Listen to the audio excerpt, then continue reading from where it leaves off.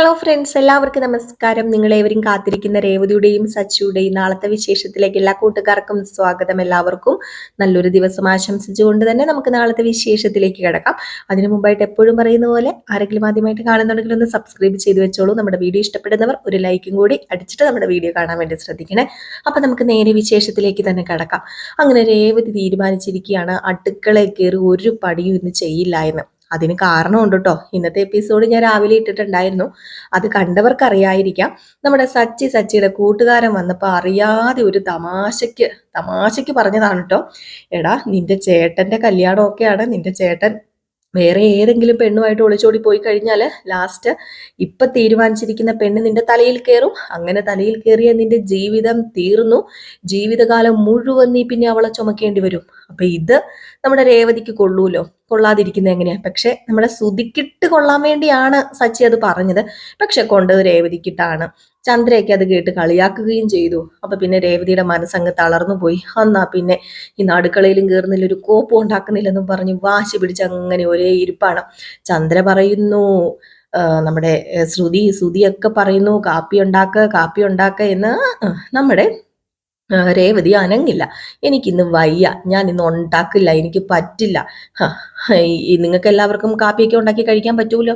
നിങ്ങൾക്കൊക്കെ കൈയുള്ളവരാണല്ലോ, നിങ്ങൾക്ക് വേണമെങ്കിൽ നിങ്ങൾ ഉണ്ടാക്ക്. ഞാൻ ഇനി ഉണ്ടാക്കില്ല എന്ന് പറഞ്ഞാൽ ഉണ്ടാക്കില്ല. സച്ചിക്ക് കാര്യം പിടികിട്ടിയില്ല. ലാസ്റ്റ് നമ്മുടെ സച്ചിയോട് കാര്യം പറഞ്ഞു രേവതി. നിങ്ങൾ ഇങ്ങനെ പറഞ്ഞില്ലേ, അങ്ങനെ പറഞ്ഞില്ലേ, എനിക്ക് എന്താ ഒരു വിലയുള്ളത്? അല്ലെങ്കിൽ ഞാൻ ഈ വീട്ടിലെ വേലക്കാരിയായിട്ടല്ലേ നിങ്ങൾ കണ്ടിട്ടുള്ളൂ, അതുകൊണ്ടല്ലേ ഞാൻ നിങ്ങൾക്കൊരു ഭാരമായതെന്നൊക്കെ പറഞ്ഞു. ഇത് കേട്ടതും സച്ചിക്ക് സങ്കടമായി. സച്ചി, രേവതി ക്ഷമിക്കേ, ഞാൻ നിന്നെ ഉദ്ദേശിച്ച് പറഞ്ഞതല്ല, ഞാൻ ആ ശ്രുതിക്കിട്ടൊരു കൊട്ടു കൊടുത്താന്ന് പറഞ്ഞപ്പോൾ വേണ്ട എല്ലാം എനിക്ക് മനസ്സിലായി എന്ന് പറഞ്ഞ് രേവതി അങ്ങോട്ട് കയറി പ്രശ്നം ഉണ്ടാക്കി. സച്ചിക്ക് ലാസ്റ്റ് ദേഷ്യം വന്നിട്ട് സച്ചി പറഞ്ഞു, നീ എന്ത് കോപ്പയിലും കാണിക്കുക. നിന്നോട് ഞാൻ പറഞ്ഞു, ഇനി എൻ്റെ മനസ്സെടുത്ത് ഇങ്ങനെ തുറന്ന് പിടിച്ച് കാണിക്കാനൊന്നും പറ്റത്തില്ല എനിക്ക്. എന്നെ മനസ്സിലാക്കാൻ പറ്റുമെങ്കിൽ നീ മനസ്സിലാക്ക് എന്ന് പറഞ്ഞിട്ട് നമ്മുടെ സച്ചി അങ്ങ് പോയി കഴിഞ്ഞപ്പോഴത്തേക്ക് രേവതിക്ക് പിന്നെ സങ്കടം വന്നിട്ടോ. രേവതിക്ക് എന്ത് ചെയ്യണമെന്ന് അറിയില്ല. രേവതി എന്ത് ചെയ്യുന്നു? ആ സമയത്ത് വീണ്ടും റൂമിനകത്ത് കയറി പോയിരുന്ന് ഭയങ്കര കരച്ചിലും ബഹളവും ഒക്കെ തന്നെയാണ്. ചന്തയാണെങ്കിലോ വിശന്നിട്ട്, അയ്യോ ഇതുവരെ എന്താ ഫുഡ് കൊണ്ടുവരാത്തത്? അപ്പം നമ്മുടെ വർഷ ഇടയ്ക്ക് ഫുഡ് ഓർഡർ ചെയ്യാന്ന് പറഞ്ഞായിരുന്നു ചന്ദ്രമതിക്ക് വേണ്ടി. അങ്ങനെ നമ്മുടെ ചന്ദ്രമതി ഫുഡിന് വേണ്ടി വെയിറ്റ് ചെയ്തിരിക്കുകയാണ്. അപ്പൊ ഇതൊക്കെ കഴിഞ്ഞു. ഇത് കഴിഞ്ഞ് നമ്മുടെ സച്ചി നേരെ കൂട്ടുകാരൻ്റെ അടുത്ത് പോയി പരിഭവവും പരാതിയൊക്കെ പറഞ്ഞ കഥ ഞാൻ ഇന്നലെ നിങ്ങളോട് പറഞ്ഞിട്ടുണ്ടായിരുന്നു. അത് ഇന്ന് കാണിച്ചിട്ടില്ല കേട്ടോ. അപ്പം ആ പരിഭവവും പരാതിയൊക്കെ പറഞ്ഞു ഇങ്ങനെ ഒരു സംഭവം നടന്നു എന്ന്.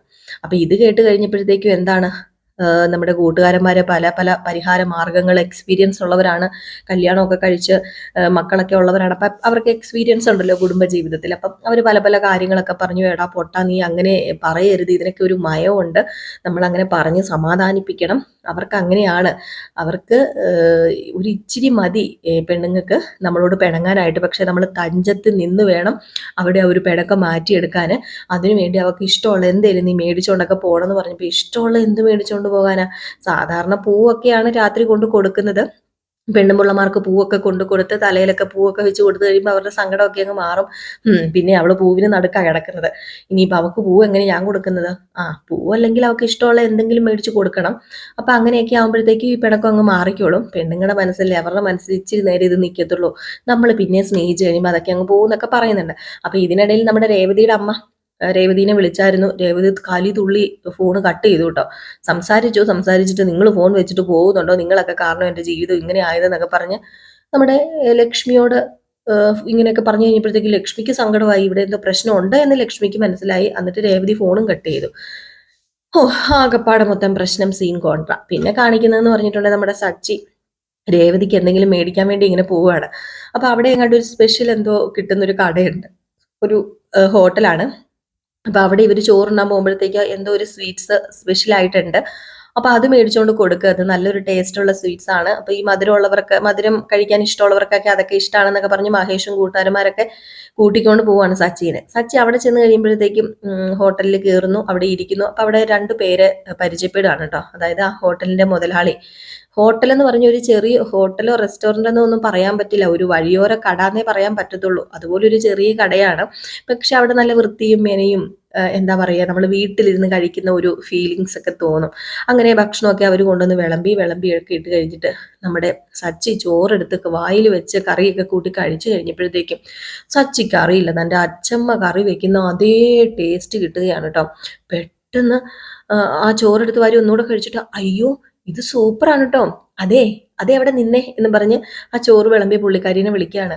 ആഹാ നല്ല കൈപുണ്യമാണല്ലോ, ഇത് എൻ്റെ അച്ഛമ്മ വിളമ്പിയ അതേ ടേസ്റ്റാ, അച്ഛമ്മ ഉണ്ടാക്കുന്ന അതേ ടേസ്റ്റ് ആണല്ലോ എന്നൊക്കെ ഇങ്ങനെ പറഞ്ഞപ്പം, ആണോ, ആ ഞങ്ങൾ ഇത് വീട്ടിലൂണെന്ന് തന്നെയല്ലേ പേരിട്ടിരിക്കുന്നത്, അപ്പൊ നിങ്ങൾ വീട്ടിലുണ്ടാക്കുന്ന ആൾക്കാരുടെ ടേസ്റ്റ് ആൾക്കാരുണ്ടാക്കുന്നത് പോലെ തന്നെയാണ് ഞങ്ങളും ഉണ്ടാക്കുന്നത്.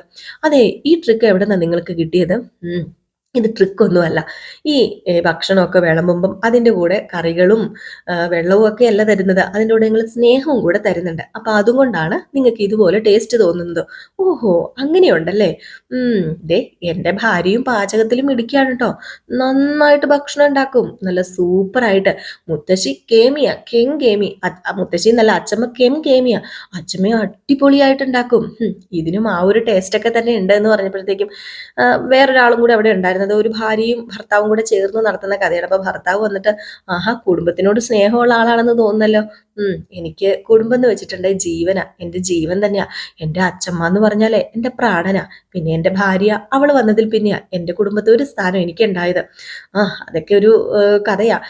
കുടുംബത്തെ നന്നായിട്ട് സ്നേഹിക്കുന്നുണ്ടെന്ന് മനസ്സിലായി. ഇനി വരുമ്പോ ഉണ്ടല്ലോ ഭാര്യയെയും മക്കളെയും അതുപോലെ തന്നെ അച്ഛമ്മയും ഒക്കെ കൂട്ടി വരണം, ഒരു ദിവസം ഇങ്ങോട്ട് വാ എല്ലാവരെയും കൂട്ടി എന്നൊക്കെ പറഞ്ഞ് അവരിങ്ങനെ വർത്താനം പറഞ്ഞ് എന്താ പറയാ, അവര് നല്ലൊരു കൂട്ടാവുകയാണ് കേട്ടോ.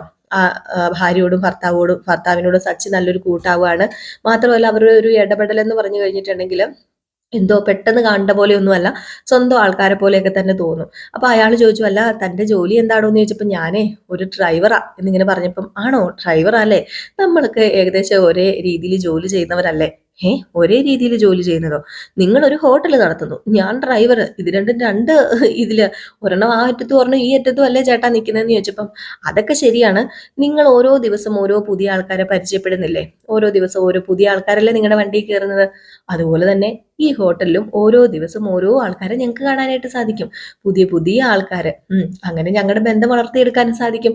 അതുപോലെ തന്നെയല്ലേ ഈ ഡ്രൈവർമാർക്കും, അതാ ഞാൻ ഉദ്ദേശിച്ചതെന്ന് പറഞ്ഞപ്പം, ഓ ഓ ഓ ഓ ചേട്ടൻ പറഞ്ഞത് ശരിയാ, അങ്ങനെ വെച്ച് നോക്കുകയാണെങ്കിൽ ചേട്ടൻ പറഞ്ഞത് കറക്റ്റ് തന്നെയാന്ന് പറയാണ് കേട്ടോ. അങ്ങനെ നമ്മുടെ സച്ചി അവിടെ ചോദിക്കും, ഇവിടെ എന്ത് സ്പെഷ്യൽ ഉണ്ടെന്ന് പറയുന്ന ഒരു സ്വീറ്റ്സ്. ഉണ്ട്, എന്താ എടുക്കണോ? അതും എടുത്തേരെന്ന് ഇങ്ങനെ പറയുന്നു.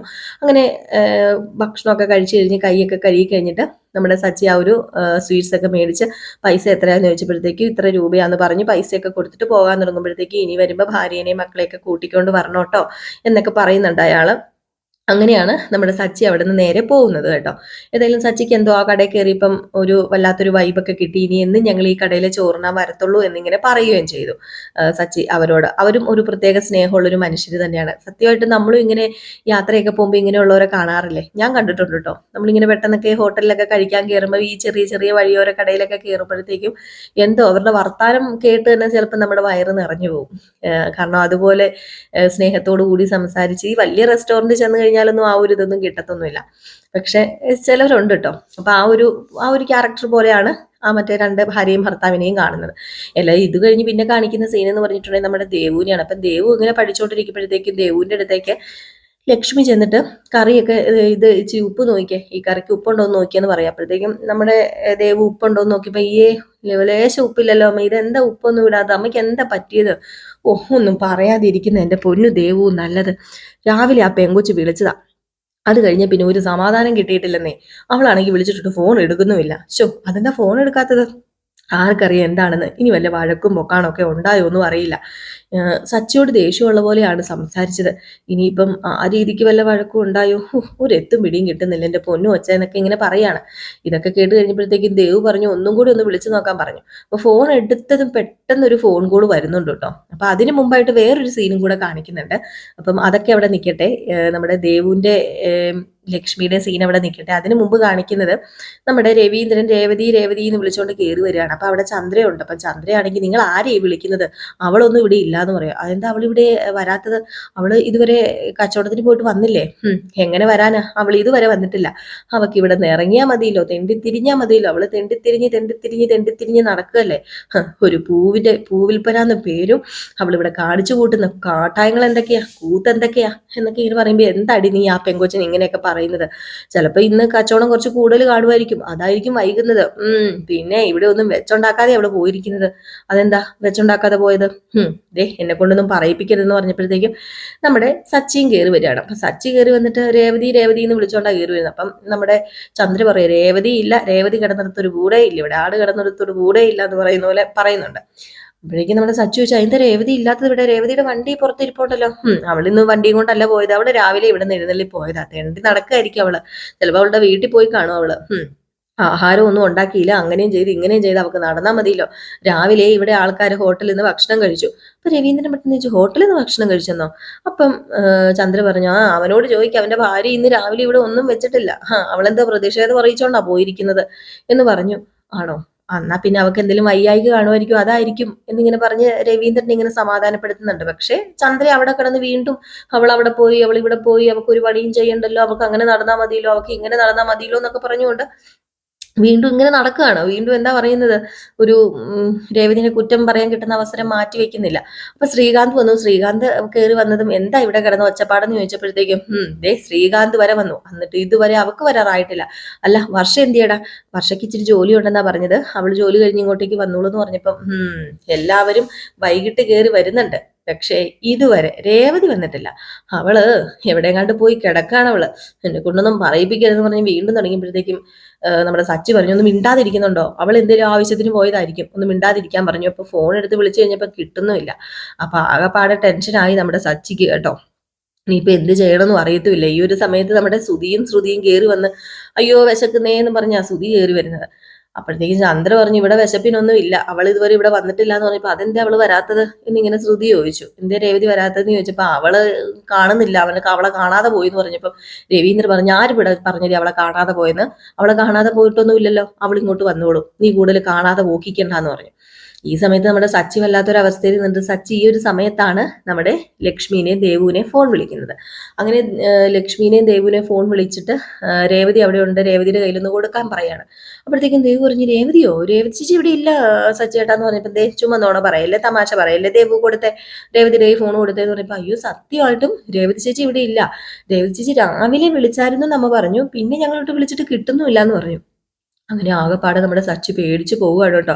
അപ്പൊ ഈ ഒരു സീനൊക്കെ കാണിച്ചിട്ടാണ് വിശേഷം അവസാനിക്കുന്നത്. നാളത്തെ വിശേഷം ഇവിടം വരെ എത്തുമെന്ന് അറിയില്ല. ഏതായാലും നമ്മുടെ രേവതി ഇല്ലാത്തത് കൊണ്ട് തന്നെ ശ്രുതിക്ക് കഷ്ടകാലമാണ്. ശ്രുതിയെ കൊണ്ടാണ് നമ്മുടെ ചന്ദ്ര അന്നത്തെ വൈകിട്ടത്തെ ജോലി ചെയ്യിപ്പിക്കാൻ പോകുന്നത്. നമ്മുടെ രേവതി എവിടെ പോയി, രേവതിനെ ആരെങ്കിലും തട്ടിക്കൊണ്ട് പോയോ എന്നൊക്കെ നമുക്ക് കാത്തിരുന്ന് തന്നെ കാണാം. ഇനിയിപ്പോ നമ്മുടെ ആന്റണിയൊക്കെ രേവതിനെ തട്ടിക്കൊണ്ട് പോയി കാണുമോ?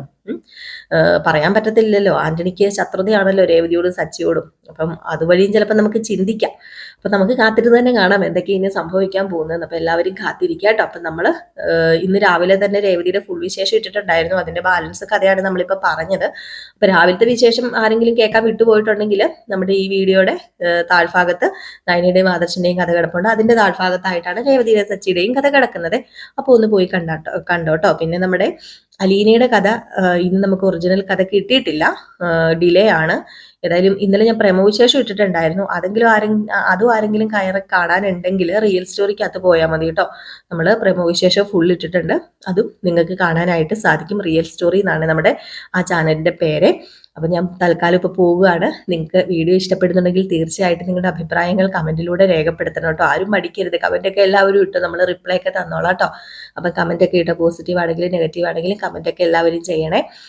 അതുപോലെ തന്നെ നമ്മുടെ വീഡിയോ ഇഷ്ടപ്പെടുന്നുണ്ടെങ്കിൽ തീർച്ചയായിട്ടും ഒരു ലൈക്ക് അടിച്ചിട്ടും കൂടെ പോകാൻ മറക്കരുത്. പുതിയ ഓപ്ഷനായ ഹൈപ്പും കൂടെ ചെയ്തിട്ട് പോണേ. അപ്പൊ ടാറ്റാ, ബൈ ബൈ.